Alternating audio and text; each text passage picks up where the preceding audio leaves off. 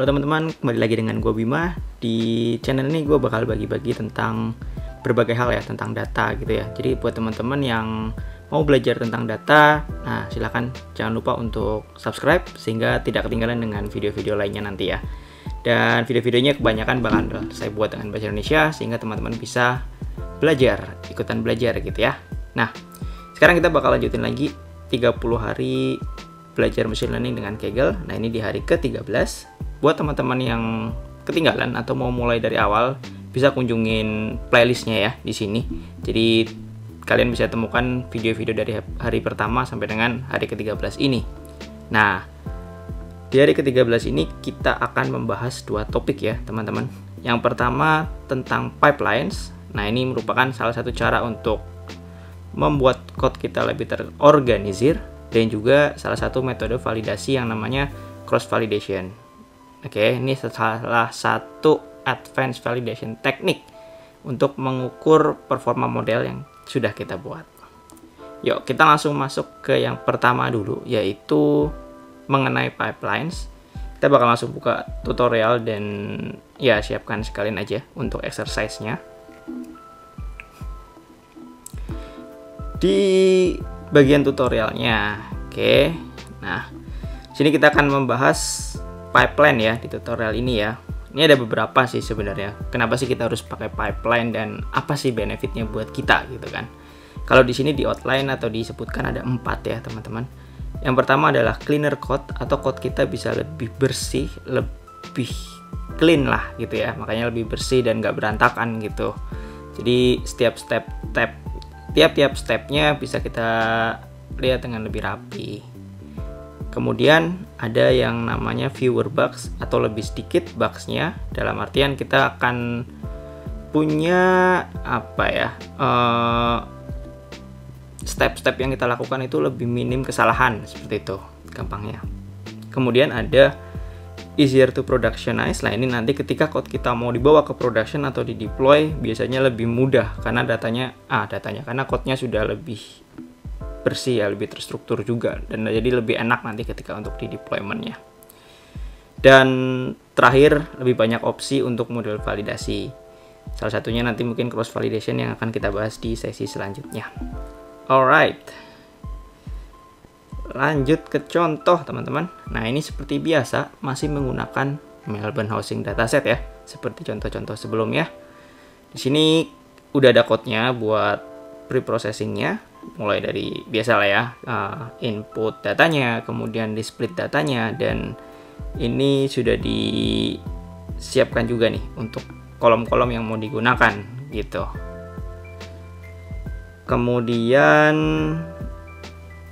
Kemudian kita akan lanjut ke sampelnya ya. Ini kalau kita lihat trennya itu seperti ini, data training gitu ya. Sudah dipilih kolom-kolomnya untuk diekstraknya tadi di code di atas.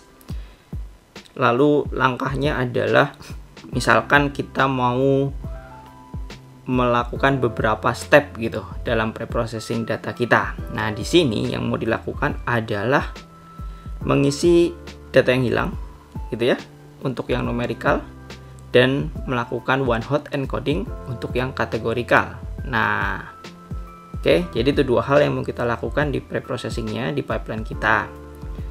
Stepnya gimana sih? Stepnya seperti biasa ya, kita import dulu library yang dibutuhkan. Untuk pipeline ya teman-teman bisa lihat ini, scikit-learn pipeline, import pipeline. Jadi memang kita istilahnya kita gunakan library scikit-learn juga untuk melakukan pipelining ini. Oke. Nah, lalu kita definisikan nih setiap stepnya, yaitu preprocessing untuk numerical data. Di sini digunakan simple imputer ya. Kalau teman-teman ingat, ini hanya mengisi data-data yang kosong dengan strategi nilai yang konstan nih kalau ini. Nah, kemudian untuk yang kategorikal, imputernya pertama menggunakan most frequent atau yang paling banyak muncul, itu mod kali ya kalau boleh dibilang statistiknya ya. Lalu di one hot encoder. Nah, ini teman-teman bisa lihat nih ada step di sini. Categorical transformer, pipeline, stepnya apa ya.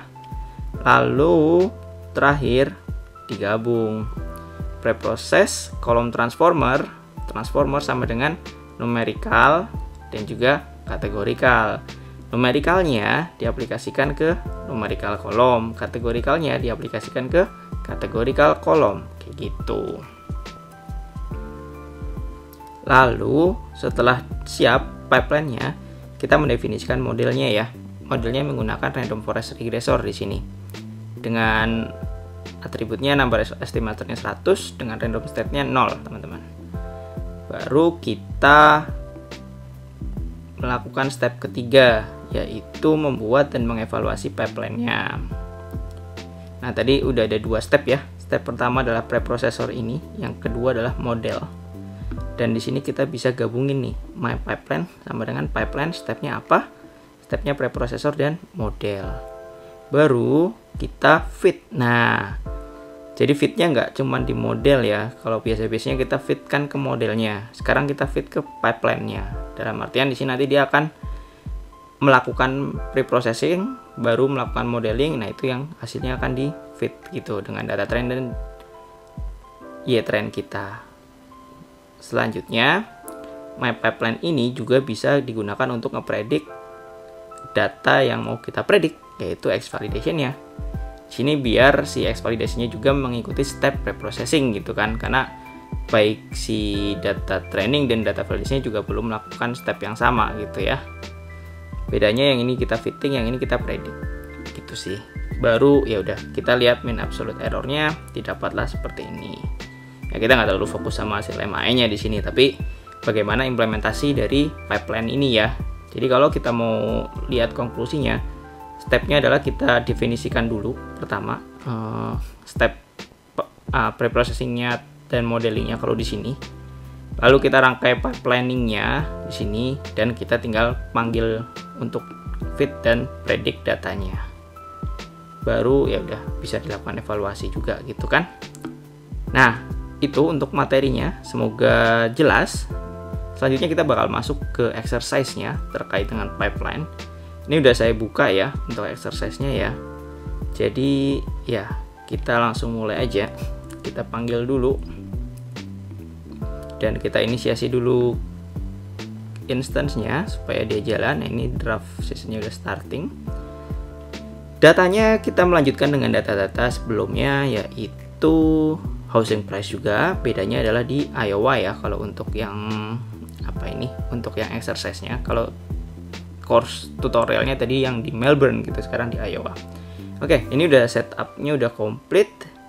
Di sini kita juga udah disiapkan untuk awalnya ya, seperti input datanya, lalu pemilihan kolomnya juga ada, dan juga split datanya ya, trend dan validation-nya juga.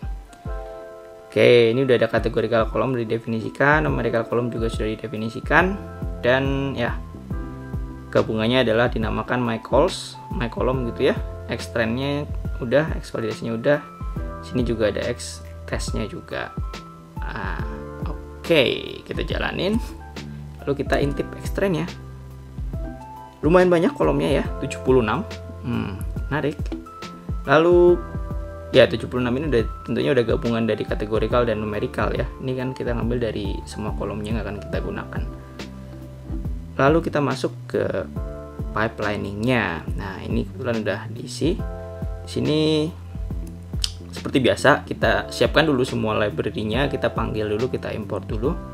Lalu kita preprocessing yang numerical, teman-teman, kayak tadi ya. Dengan menggunakan simple imputer, strateginya adalah konstan. Kemudian kita preprocessing kategorical datanya dengan most frequent dan one hot encoder gitu kan. Baru kita susun nih dengan kolom transformer untuk preprocessingnya, yang isinya adalah untuk numerical dan kategorical gitu kan, yang diaplikasikan ke dua kolom yang berbeda. Kayak tadi di atas sudah didefinisikan ya, numerical calls to apa, kategorical calls to apa. Baru definisikan model dan kita jadikan satu di pipeline, dinamakan CLF kalau di sini. Nah, seterusnya kita fit, kita predict seperti itu. Ya, di sini dia mulai menjalankan dan dapatlah MAE-nya berapa nih? 17.000 aja. Oke. Ini contohnya seperti itu tadi. Sekarang giliran kita sini ya. Ini udah ada beberapa yang saya isi. Untuk yang pertama adalah kita definisikan numerical transformernya. Sama, kita bisa gunakan. Untuk sekarang saya gunakan most frequent untuk yang numerical. Tadi di sini digunakan konstan ya. Di sini kita akan gunakan most frequent aja. Kita coba. Lalu untuk untuk kategorikalnya sekarang kita ganti yang simple imputernya. Untuk kategorikal kita gunakan yang konstan. One hot encodernya tetap ya, kita jalanin one hot encodernya sama kayak yang di atas. Nah, udah modelnya dijalanin, sekarang kita cek sudah correct. Gitu aja sih sebenarnya untuk yang di sini. Oke, part B. Untuk bisa melewati step ini, kita harus mendefinisikan pipeline-nya di part A yang mendapatkan lower MAE than the code above. Jadi emang goal-nya adalah kita punya MAE yang lebih rendah dari yang di atas gitu kan. Dan ini udah kita pas di sini. Artinya udah di bawahnya. Lalu lalu kita lanjutkan nih. Tadi baru modelingnya ya. Sekarang kita lanjutkan stepnya. Di sini kita akan bundling preprocessor dan modelnya. Yang kita bisa lihat di sini, kita pipelining step preprocesornya dan juga model, yaitu yang ini ya, preprocessor dan model gitu kan. Baru kita fit, kita predict, udah kita lihat MAE-nya berapa yang tadi kita buat di atas kan. Nah, kita dapat MAE berapa nih? 17.500 gitu kan. 17.500 dari yang sini 17.800. Jadi memang udah rendah, makanya kita udah bisa lewatin fase ini gitu. Nah, buat teman-teman yang misalkan lagi coba dan belum sampai di bawahnya yang atas tadi 17.800, bisa coba di utak-atik lagi di sini, diulik-ulik lagi tipe imputernya atau strateginya lah ya, strategi dalam imputingnya ya. Baru nanti bisa lanjut lagi di sini. Dan next kita bakal generate test prediction-nya. Ini tadi dari bikin modelnya ya, yaitu mana tadi? Nah, ini modelnya dalam bentuk pipeline kan, namanya my pipeline. Sekarang kita lanjut ke sini. Jadi untuk menggunakan untuk prediction ya udah, tinggal kita pakai aja my pipeline tadi .predict, lalu kita gunakan xtest kan, dan udah deh, tinggal dicek stepnya correct. Lalu kita bisa siapin outputnya dan ya silakan kalau mau disubmit ke Kaggle-nya untuk outputnya yang ini dan dilihat berapa hasilnya gitu. Cuman kalau sekarang saya nggak submit ya, jadi itu dulu terkait dengan pipeline. Selanjutnya kita bakal masuk ke materi keduanya, yaitu cross validation. Ini kita tutup dulu deh. Ya, sekarang masuk ke materi kedua ya. Cross validation ini kita buka di sini aja sekalian tutorial dan exercise-nya. Oke. Nah, di tutorial kali ini kita bakal belajar tentang yang namanya cross validation. Nah, apa sih sebenarnya cross validation itu? Yuk kita bahas bareng-bareng di sini. Dan sebagai intro gitu ya, kita kalian tahu nggak, machine learning itu ketika kita lagi bikin model tuh biasanya nggak sekali jadi ya, dan ini merupakan proses yang berulang-ulang, dan perulangan ini macam-macam nih. Kadang kita perlu ganti variabelnya, atau mungkin kita perlu ganti modelnya, atau mengganti parameter atau hyperparameter gitu ya, yang kita gunakan untuk permodelannya gitu kan. Jadi memang ya siap-siap aja kalau misalkan kita lagi mau bikin model, kita harus melakukannya secara iteratif. Beruntung kadang gitu ya, kalau tiba-tiba sekali bikin udah hasilnya bagus gitu. Oke. Nah, sama juga dengan data yang digunakan. Ini diibaratin misalkan kita punya 5.000 raw data kan. Nah, biasanya kita ambil 80/20, artinya 80% kita gunakan untuk modeling dan 20%-nya adalah untuk validasi, gitu kan. Nah, pengambilan pembagiannya gitu ya, 80% itu yang mana, 20% yang mana, itu juga kadang bisa jadi salah satu faktor yang mempengaruhi dari performa modelnya, gitu kan. Makanya di sini ada sebuah teknik yang namanya cross validation, di mana nanti kita bakal bagi-bagi nih datanya dengan nanti kita melakukan iterasi-iterasi gitu. Misalnya gini, jadi tadi kalau kita ngomongin 80/20 untuk data 5.000 raw, artinya 4.000 akan selalu kita gunakan untuk training, dan 10.000-nya dan 1.000-nya kita gunakan untuk validasi. Nah, pengambilan 4.000 dan 10.000 itu bisa dibagi-bagi tuh. Jadi kalau di sini misalkan kita contohin ya, kita contohin ada 5 eksperimen gitu. Artinya nanti kita gunakan datanya tuh seperti ini. Ini ada gambarnya biar lebih enak ya. Artinya nih 20% pertama itu data yang ini, sisanya digunakan untuk training. Lalu di eksperimen kedua, yang ini kita gunakan untuk training, yang validasi adalah subset keduanya atau bagian keduanya, dan yang lainnya buat training lagi. Lalu yang ketiganya kita gunakan yang bagian ketiganya, dan keempatnya dan limanya seperti itu. Itu kalau dilakukan 5 kali, 5 fold istilahnya kalau cross validation itu. Tapi kalau misalkan kita mau bikin 10 folds ya, artinya dia akan ada 10 ya bagiannya. Dan prinsipnya sama, kita akan gunakan bergantian untuk data validasinya gitu ya. Dan jadi kita nggak selalu gunakan validasi yang sama. Nah, efeknya apa? Efeknya adalah kita akan punya model yang lebih general gitu kan. Jadi model kita lebih dapat digunakan untuk memprediksi misalkan nanti data-data yang baru gitu. Nah, oke, semoga jelas ya teman-teman ya. Kemudian kapan sih kita gunakan cross validasi ini gitu? Ini nanti cross validasi ini memberikan kita hasil pengukuran yang lebih akurat terhadap model kualitasnya gitu kan. Artinya misalkan kita punya data yang nggak terlalu banyak juga gitu kan.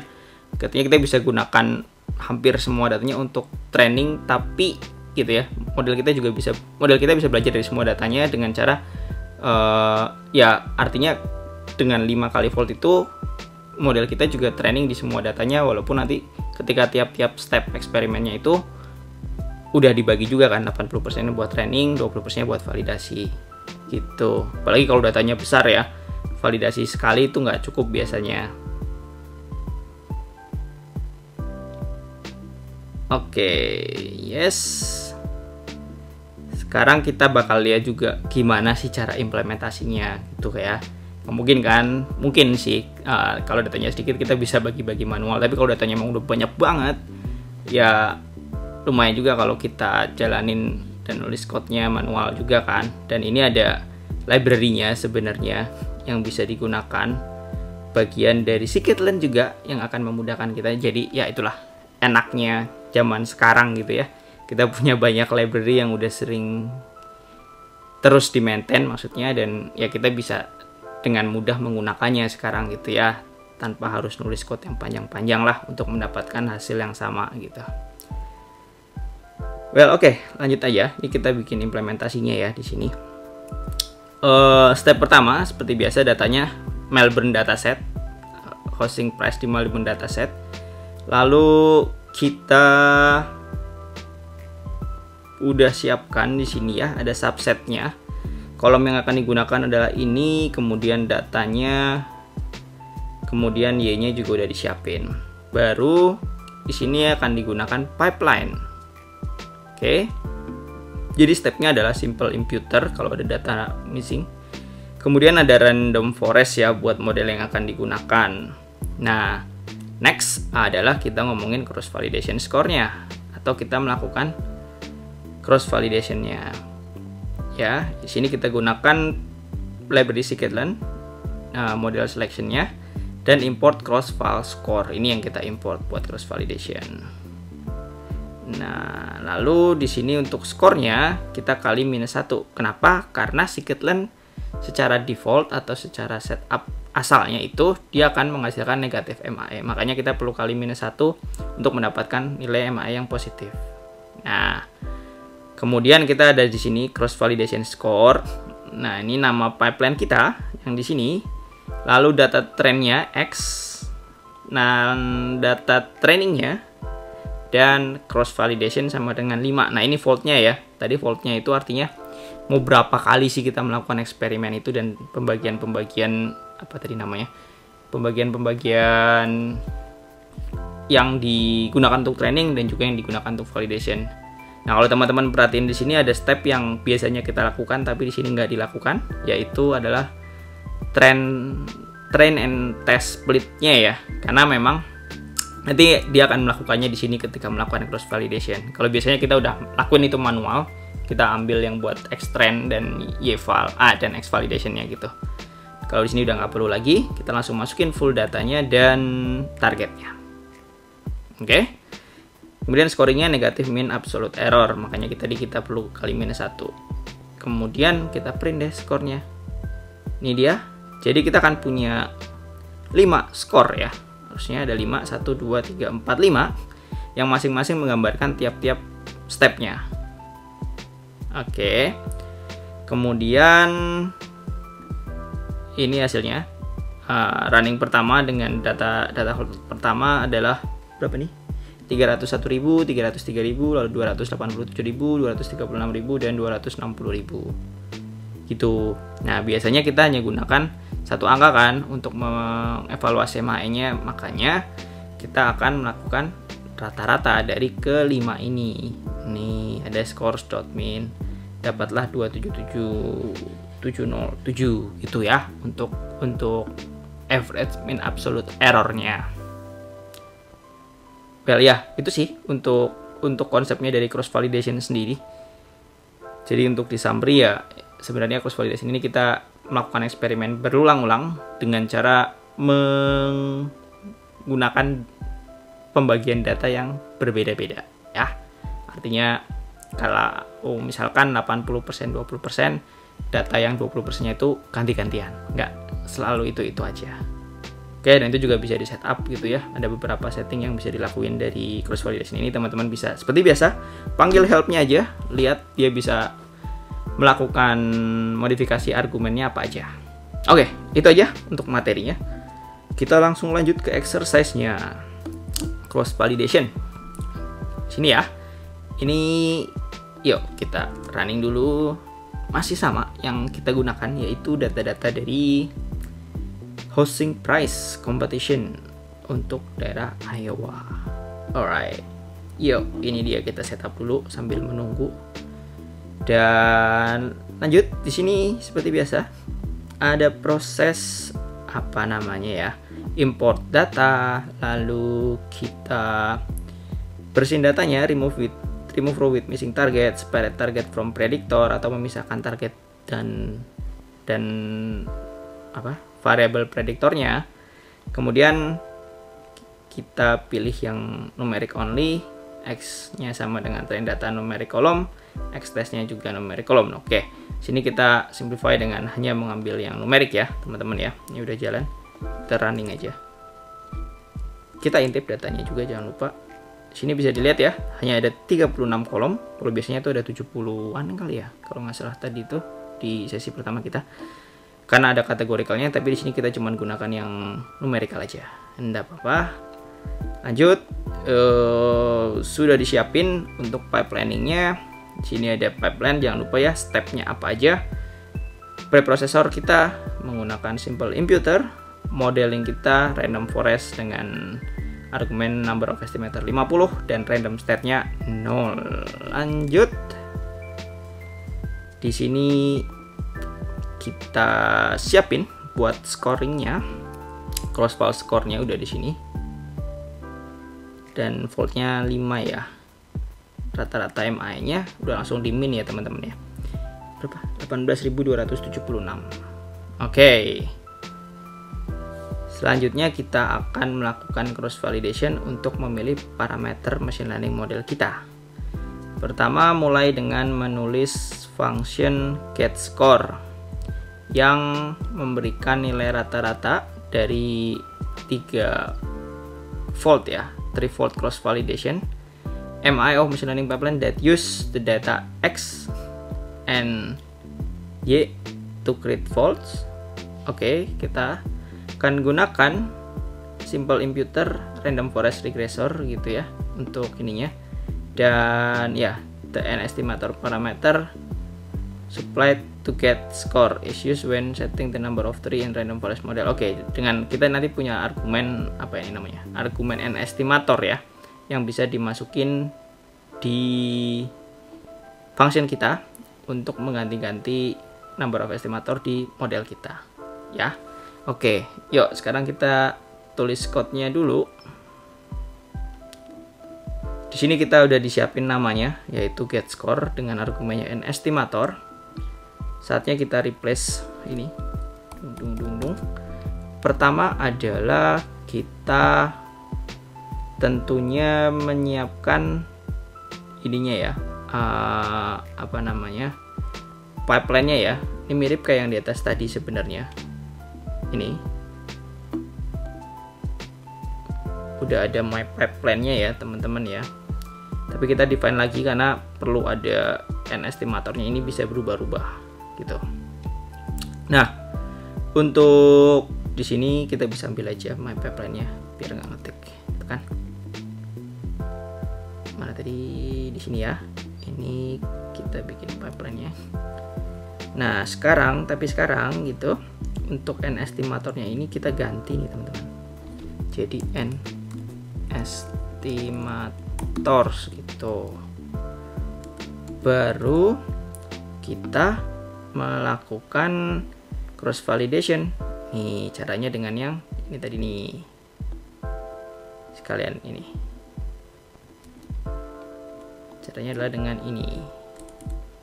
Hop, hop. Oke. Ya. Nah. Oke. Jangan lupa teman-teman. Di sini kita diminta 3 volt ya.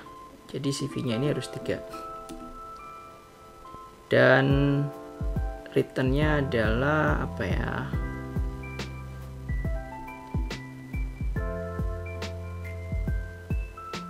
Oke. Ini kita return-nya adalah average MI score. Jadi ini ke bawah. Ini punyanya si pipeline tadi. Oke. Terus ini saja.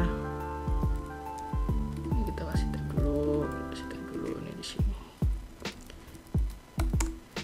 Oke, kita returnnya ini ya harusnya ya. Coba.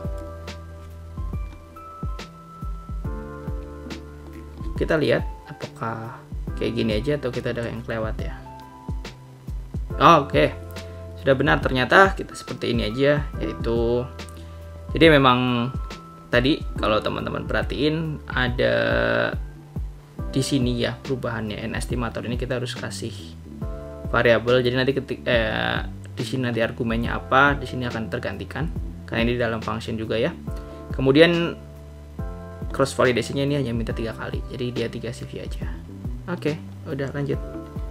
Dan selanjutnya adalah kita akan gunakan yang tadi udah dibuat, tapi kita akan ganti-ganti si apa ya namanya, n estimatornya, number of tree-nya ini ya. Tadi kan di sini kita kasih variabel ya, makanya kita bisa gunakan ini untuk mencoba-coba dengan n estimator yang berbeda-beda. Store your result in a Python dictionary results where results E is the average MI by getScore E. Oke. Kita diminta simpan hasilnya di dictionary. Jadi results ini adalah dictionary ya. Oke. For ada yang lupa. Oke. kita bisa bikin di sini ya. Nanti kita akan gunakan ini. Berapa sih ini? Ada 50, 100, 150 sampai 400. Berarti jedanya adalah 50. Minimalnya adalah range-nya dari 50 sampai 400 ya. Dengan intervalnya adalah 50. Kita akan running itu. Dan ya resultnya disimpan di result I. Oke, jadi kita akan simpan datanya di dictionary. Yuk, ini dictionary-nya udah disiapin ya untuk nyimpennya. Lalu kita lakukan iterasi for I, pakai I aja ya. In range ini berarti 50,450,50 gitu. Dan kita simpan seperti ini, results I sama dengan get score I gitu ya. Coba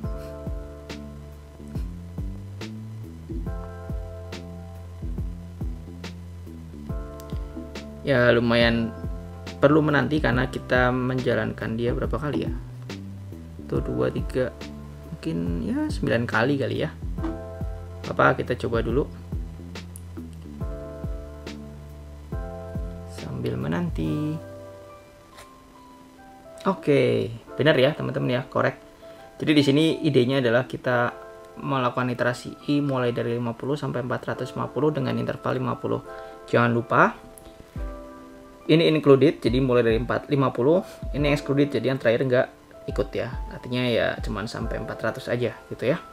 Nah, ya kita coba lihat solusinya dari mereka seperti apa. Oke. Kalau di sini menggunakan range-nya 1 sampai 9 tapi dikaliin 50-nya di dalam sini. Ya, sama aja lah ya. Oke, ini visualisasi hanya menggunakan matplotlib. Mana sih yang menghasilkan, tujuannya adalah kita buat mempermudah ya, mana sih yang menghasilkan mean absolute error paling rendah. Kalau kita lihat dari sini, jadi ini di sini kita plot untuk semua dictionary kita. Ini apa ya? X-aksisnya menggunakan keys-nya, yaitu ini ya, 50 sampai 400, sorry. Lalu atasnya Y-nya ya, list menggunakan value-nya dari si key-nya tadi. Makanya kita bisa lihat nih nilainya berapa. Nah, kalau kita lihat di sini udah ya 200, kita cari paling rendah. Jadi paling rendahnya ya 200 sebenarnya untuk estimatornya. Tapi di sini kita gunakan ya kita gunakan min aja lah ya, function di sini. Kita ambil min dari results. Results naikin dulu deh. Dari results dengan key-nya dengan kita ambil result yang di sini kan kita mau cari si key-nya ya, bukan si value-nya ya. Jadi kita ambil key-nya, key sama dengan results.get. Cek. Alright, bener nih teman-teman. Nah, ya itu dia materi hari ke-13. Semoga bermanfaat buat teman-teman. Kalau emang ini bermanfaat, jangan lupa untuk klik like, dan yang belum subscribe jangan lupa subscribe. Kemudian bisa juga dibantu untuk di-share ke teman-temannya biar teman-teman yang lain misalkan mau belajar bisa ngikutin tutorial ini juga dari hari pertama dan juga sampai hari ini hari ke-13. Sekian dulu dari gua, sampai jumpa di hari selanjutnya. Terima kasih.